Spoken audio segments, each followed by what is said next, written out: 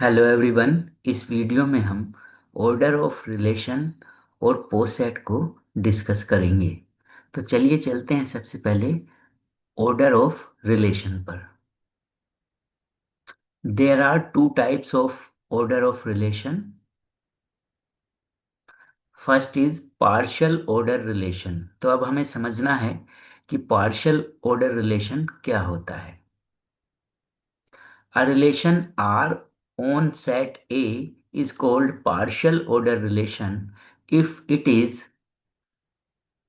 reflexive। तो सबसे पहली बात तो यह है कि पार्शियल ऑर्डर रिलेशन जो है हमारा, अगर कोई R एक रिलेशन है हमारा, वो किस सेट पे डिफाइन है? ए सेट पे डिफाइन है। तो ये R relation partial order relation कब होगा? जब ये कुछ कंडीशंस को, कुछ प्रॉपर्टीज को सेटिस्फाई करता है, होल्ड करता है। तो सबसे पहली प्रॉपर्टी है रिफ्लेक्सिव। अब रिफ्लेक्सिव प्रॉपर्टी क्या होती है कि अगर कोई एलिमेंट ए में है, ये ए एलिमेंट अगर सेट ए में है, तो ए एलिमेंट अपने से ही रिलेटेड होना चाहिए। यानी A coma A order pair relation में होना चाहिए। उसके बाद पार्शियल ऑर्डर रिलेशन होने के लिए रिलेशन आर को एंटीसिमेट्रिक भी होना होता है। अब एंटीसिमेट्रिक कब होता है रिलेशन? अगर ए रिलेटेड है, ए और बी दो एलिमेंट हैं सपोज सेट ए के, और ए रिलेटेड है बी से और बी रिलेटेड है ए से, बी रिलेटेड है ए से। और ये कब पॉसिबल होता है? जब ए और बी इक्वल हो। एक बार फिर से बता देता हूँ। अगर दो एलिमेंट हैं आपके सेट में, सेट ए में एक तो ए और एक बी, तो ये दोनों ए related B or B related ए होगा। कब, किस कंडीशन में? जब ए और बी दोनों इक्वल होंगे। कहने का मतलब, अगर ए और बी दोनों इक्वल हैं तभी ए रिलेटेड बी होगा और बी रिलेटेड ए होगा, अदरवाइज नहीं होगा। तो कहने का मतलब हम ऐसे भी बोल सकते हैं इसको कि अगर A comma B order pair relation में है, तो B comma A pair B relation में होगा। कब? जब ए और बी दोनों कैसे होंगे? इक्वल होंगे। और ये सभी एलिमेंट्स के लिए ये प्रॉपर्टी अप्लाई होगी जो भी सेट ए में होंगे। उसके बाद आते हैं ट्रांजिटिव पर।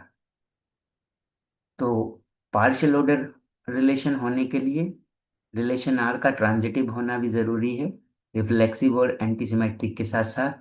अब ट्रांजिटिव आप समझते हैं कैसा रिलेशन होता है कि अगर थ्री एलिमेंट्स हैं आपके सेट ए में जिस पर रिलेशन आर डिफाइन है, तो अगर ए रिलेटेड है बी से और बी रिलेटेड है सी से, तो इससे आपको क्या मिलना चाहिए कि ए रिलेटेड किससे होना चाहिए? सी से होना चाहिए।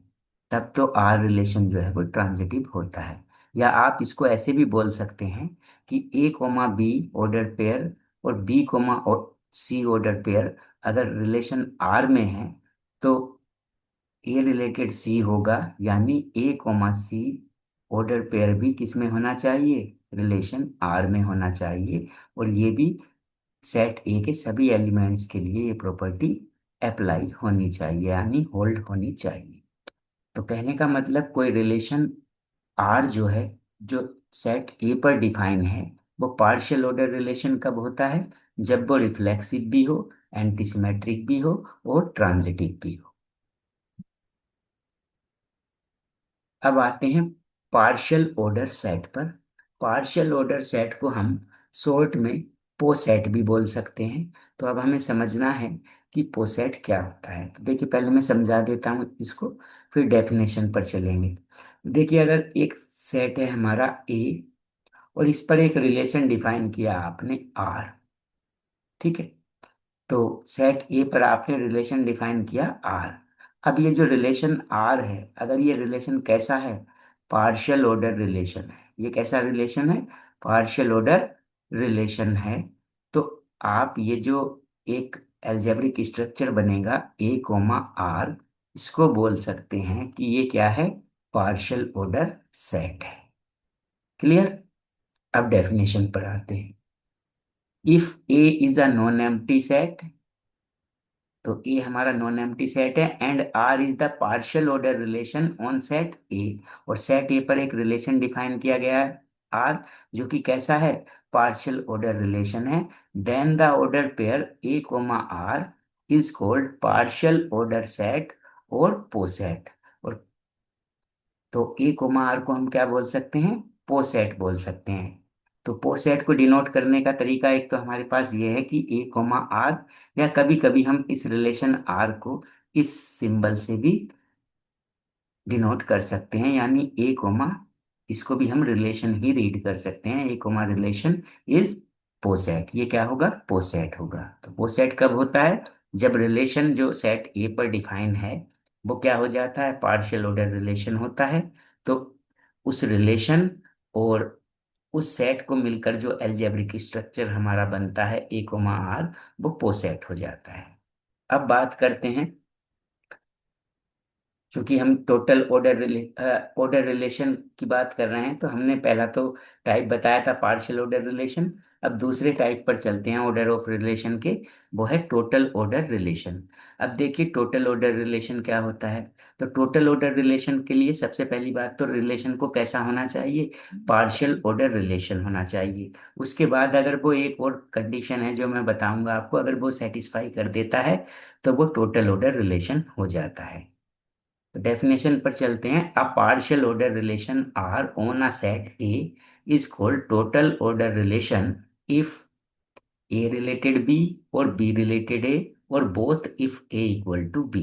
अब समझ लेते हैं। देखिए सेट ए है हमारा, इस पर एक रिलेशन डिफाइन है आर।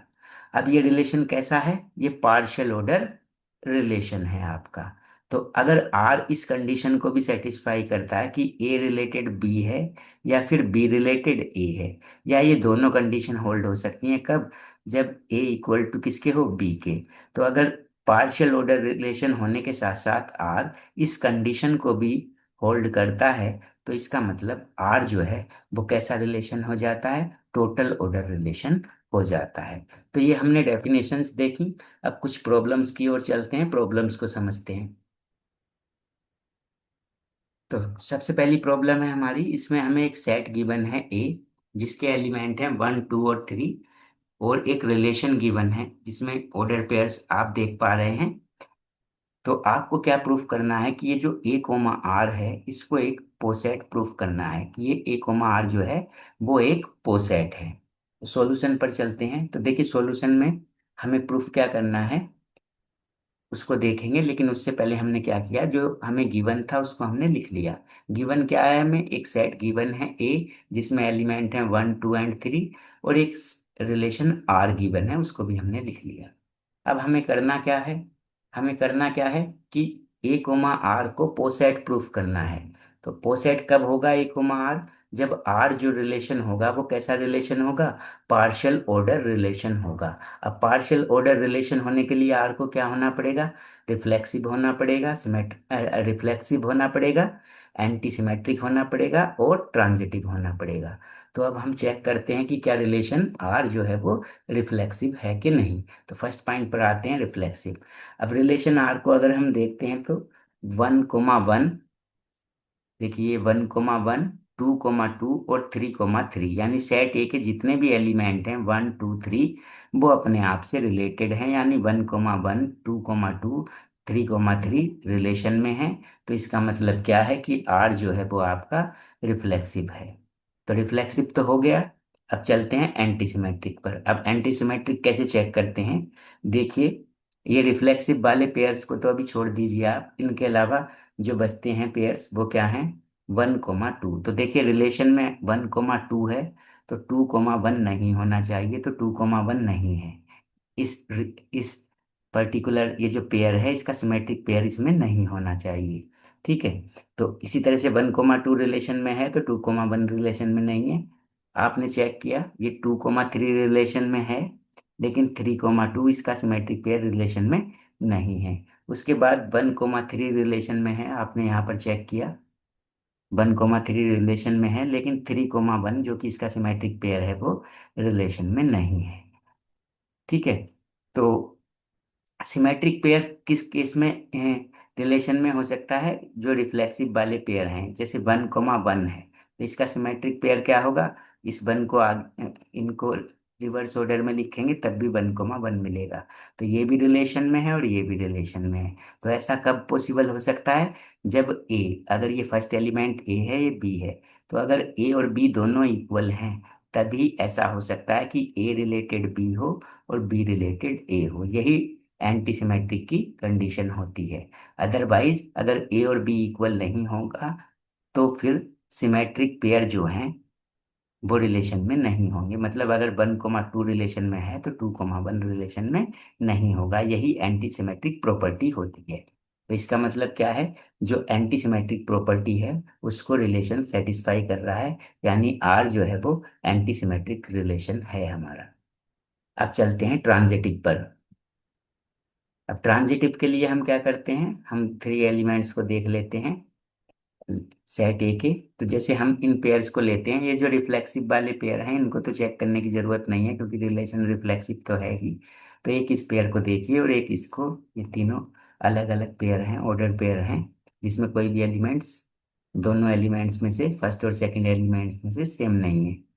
तो आप क्या बोल सकते हैं कि 1,2 रिलेशन में है और 2,3 रिलेशन में है। 1,2 रिलेशन में है, 1 रिलेटेड 2 है और 2 रिलेटेड 3 है। तो इससे क्या मिलना चाहिए? 1 किससे रिलेट होना चाहिए? 3 से रिलेट होना चाहिए। तो 1,3 रिलेशन में है, यहाँ पर आप देख सकते हैं। तो इससे आपको क्या मिला कि 1,3 जो है वो रिलेशन में है। यानी ये ट्रांजिटिविटी की जो कंडीशन है, रिलेशन उसको फॉलो कर रहा है। तो इसका मतलब क्या है कि रिलेशन जो है आपका आर वो ट्रांजिटिव भी है। अब रिलेशन आर जो है वो रिफ्लेक्सिव भी है, एंटीसिमेट्रिक भी है और ट्रांजिटिव भी है। तो इसका मतलब रिलेशन आर जो है वो कैसा रिलेशन है? पार्शियल ऑर्डर रिलेशन है। किस सेट पर? ए सेट पर। अब आर जो है वो पार्शियल ऑर्डर रिलेशन है किस सेट पर? ए सेट पर। तो यानी इन दोनों का अलजेब्रिक स्ट्रक्चर बना दीजिए आप, एक पेयर बना दीजिए ए कोमा आर। तो ये जो पेयर बनेगा ए कोमा आर, ये क्या होगा आपका? एक पोसेट हो जाएगा। Hence A comma R is a poset, और यही आपको प्रूफ करना था। अब चलते हैं नेक्स्ट प्रॉब्लम पर। नेक्स्ट प्रॉब्लम में क्या है, आपको गिवन है एक सेट गिवन है एन, जो कि सेट जो है किसका सेट है? एन जो है वो नेचुरल नंबर्स का सेट है। नेचुरल नंबर्स क्या होते हैं हमारे? 1, 2, 3, 4, 5, 6। ठीक है, ये इस तरह के जो नंबर हैं हमारे, ये क्या होते हैं? नेचुरल नंबर्स होते हैं। और उस पर एक रिलेशन डिफाइन किया है आपने आर, किस सेट पर? नेचुरल नंबर का जो सेट है एन, इस पर रिलेशन डिफाइन किया आपने आर। और किस तरह से डिफाइन किया है कि अगर कोई दो एलिमेंट हैं ए और बी, किसके? एन के, तो ए इज रिलेटेड बी। ए कब रिलेट करेगा बी से? जब ए लेस देन होगा बी से या फिर इक्वल होगा। तो अब आपको क्या प्रूफ करना है कि एन कोमा आर, ये जो एल्जेब्रिक स्ट्रक्चर है, ये एक आपका पोसेट होगा। तो अब इसको प्रूफ करेंगे। सॉल्यूशन पर चलते हैं। सॉल्यूशन पर चलते हैं। अब देखिए हमें क्या प्रूफ करना है, एन कोमा आर को एक पोसेट प्रूफ करना है। इसके लिए हमें क्या करना पड़ेगा? इसके लिए हमें जो रिलेशन आर है, इसको हमें क्या प्रूफ करना पड़ेगा कि एक पार्शियल ऑर्डर रिलेशन है। अब पार्शियल ऑर्डर रिलेशन कैसे प्रूफ करते हैं? पार्शियल ऑर्डर रिलेशन प्रूफ करने के लिए आर को रिफ्लेक्सिव, एंटीसिमेट्रिक और ट्रांजिटिव होना पड़ेगा। तो सबसे पहले रिफ्लेक्सिव पर चलते हैं कि चेक करते हैं कि आर जो है वो रिफ्लेक्सिव है कि नहीं। तो रिफ्लेक्सिव प्रूफ करने के लिए किसी रिलेशन को, जैसे आर रिलेशन है हमारा किस सेट पर डिफाइन है? एन पर, यानी नेचुरल नंबर के सेट पर। तो रिफ्लेक्सिव रिलेशन प्रूफ करने के लिए इस सेट एन के आपको एक एलिमेंट को ये चेक करना होता है कि क्या ये अपने से ही रिलेट करेगा या नहीं करेगा। और पहले एक एलिमेंट लेकर चलेंगे, उससे आप चेक करेंगे और फिर फॉर ऑल आप उसी तरह से आप दिखाएंगे कि सभी एलिमेंट्स अपने आप से कनेक्टेड हैं, इसके रिलेटेड हैं। देखिए हमने क्या किया, एक एलिमेंट ले लिया हमने ए, किस सेट का? ए का नहीं आएगा, यहाँ पर एन है क्योंकि सेट हमारा नेचुरल नंबर का सेट है हमारा एन। तो एन सेट का एक एलिमेंट ले लिया हमने ए। अब डेफिनेशन क्या कहती है रिलेशन की, कि अगर ए जो है वो ए से रिलेट करेगा तो ए से रिलेट करेगा, यानी डेफिनेशन ये कहती है यहाँ पर कि ए और बी अगर रिलेट कर रहे हैं तो या तो ए बी से लेस देन होगा या इक्वल होगा। तो यहाँ पर ए और बी दोनों का वर्क कौन कर रहा है, ए कर रहा है। तो हमने यहाँ ए के प्लेस पर भी ए रखा और बी के प्लेस पर भी बी रख दिया। तो इससे आपको क्या मिला कि ए लेस देन इक्वल टू ए। अब ये बात तो ट्रू है कि अगर ए से लेस देन नहीं होगा, लेकिन ए के इक्वल तो होगा, क्योंकि अगर ये किसके एलिमेंट हैं, ए एन के, यानी ये नेचुरल नंबर है। तो सभी नेचुरल नंबर इक्वल तो होते ही हैं अपने आप के। तो कहने का मतलब ये बात क्या है, ट्रू है। तो ये ट्रू है तो इसका मतलब क्या है, जो रिलेशन आर है वो कैसा रिलेशन है, रिफ्लेक्सिव रिलेशन है। तो रिफ्लेक्सिव तो हमने दिखा दिया। अब हम क्या प्रूफ करेंगे आर को, एंटीसिमेट्रिक।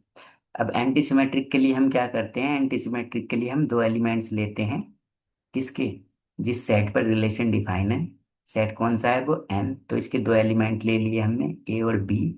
अब अगर ए रिलेटेड होगा बी से और बी रिलेटेड होगा ए से, ये किस कंडीशन में हो सकता है, केवल जब ए और बी कैसे हों, आपस में इक्वल हों। तो अगर ए और बी आपस में इक्वल हैं तो ए बी से रिलेट करेगा और बी ए से रिलेट करेगा। तो ये एंटीसिमेट्रिक की प्रॉपर्टी होती है। तो अगर ऐसा है तो रिलेशन कैसा हो जाएगा, एंटीसिमेट्रिक हो जाएगा। तो हम दो एलिमेंट ले लेते हैं एन के। सेट एन के हमने दो एलिमेंट ले लिए, यहाँ पर एन होगा, एक ए और एक बी।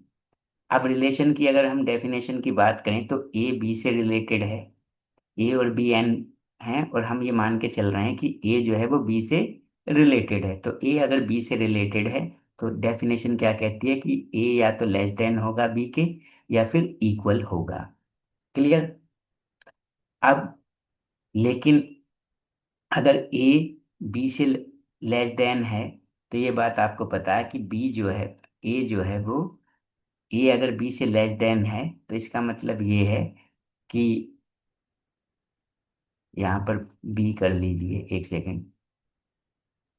अगर ए जो है वो बी से लेस देन है तो यानी बी जो है वो ग्रेटर देन नहीं हो सकता ए के। क्लियर। अच्छा ठीक है, इसी को लेते हैं। देखिए ए जो है अगर बी से लेस देन है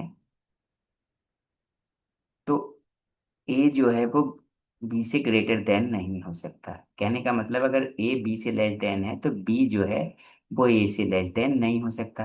क्यों, अगर दो नेचुरल नंबर हैं ये आपके, तो इनमें से अगर बी ग्रेटर है तो बी लेस देन नहीं हो सकता। क्लियर। तो कहने का मतलब ये कंडीशन कब सेटिस्फाई हो सकती है, ये कंडीशन उसी केस में सेटिस्फाई हो सकती है जब ए इक्वल टू केवल किसके हो, बी के हो। तो अगर ए इक्वल टू बी के है तो B equal to A B होगा। ये कंडीशन जो है केवल तभी सेटिस्फाई हो सकती है जब ए और बी कैसे हों, इक्वल हों।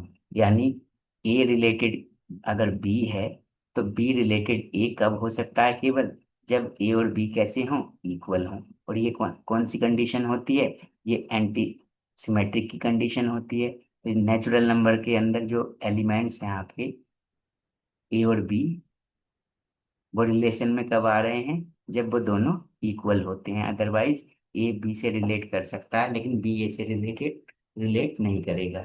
दोनों कंडीशन कब सेटिस्फाई हो सकती हैं ये, जब ए इक्वल टू बी के होगा, यानी जब रिलेशन कैसा होगा, एंटी सिमेट्रिक होगा। कहने का मतलब रिलेशन कैसा हो जाएगा आपका, आर वो एंटी सिमेट्रिक होगा नेचुरल नंबर के सेट पर। क्लियर। अब चेक करते हैं कि आर जो है वो ट्रांजिटिव भी है कि नहीं रिलेशन। तो ट्रांजिटिव प्रूफ करने के लिए क्या करते हैं हम, रिलेशन जो है आपका सेट एन पर डिफाइंड है। आर जो है वो सेट एन पर डिफाइंड है, नेचुरल नंबर्स पर डिफाइंड है। तो आप कोई भी थ्री एलिमेंट्स लेते हैं इस सेट एन के, यानी थ्री नेचुरल नंबर्स ले लेंगे। और कैसे लेंगे कि ए रिलेटेड है बी से एंड बी रिलेटेड है सी से। तो इससे क्या मिलना चाहिए आपको, ए रिलेटेड सी मिलना चाहिए। तो रिलेशन आर जो है वो आपका ट्रांजिटिव हो जाएगा। तो चलिए हम थ्री एलिमेंट्स ले लेते हैं सेट एन के। किसके लेते हैं, सेट एन के थ्री एलिमेंट्स हमने ले लिए, ए बी और सी।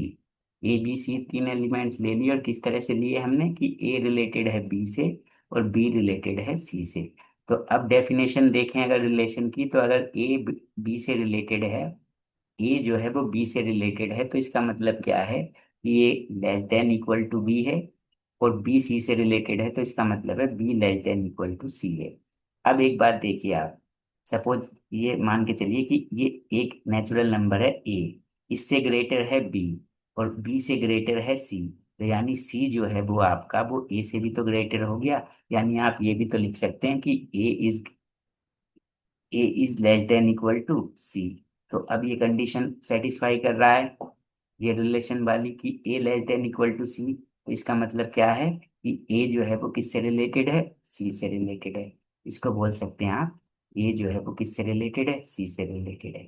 अब देखिए आपने लेट क्या किया था कि ए बी से रिलेटेड था, बी सी से रिलेटेड था, इससे क्या मिला कि ए जो है वो सी से रिलेटेड है। तो इसका मतलब क्या हुआ कि आपका रिलेशन आर जो है वो क्या हो गया, ट्रांजिटिव हो गया। अब जब रिलेशन आर आपका ट्रांजिटिव भी हो गया, एंटीसिमेट्रिक भी है और रिफ्लेक्सिव भी है, तो रिलेशन आर जो है वो आपका पार्शियल ऑर्डर रिलेशन हो गया। अब जब relation R partial order relation हो जाएगा, तो ये रिलेशन आर जो है किस पर डिफाइन था, नेचुरल नंबर सेट पर डिफाइन था, एन पर। तो एन का और आर का जो ये ऑर्डर पेयर बनेगा ये क्या हो जाएगा, ये एक पोसेट हो जाएगा। तो एन कोमा आर जो क्या हो गया हमारा, वो एक पोसेट हो गया। यही हमें प्रूफ करना था।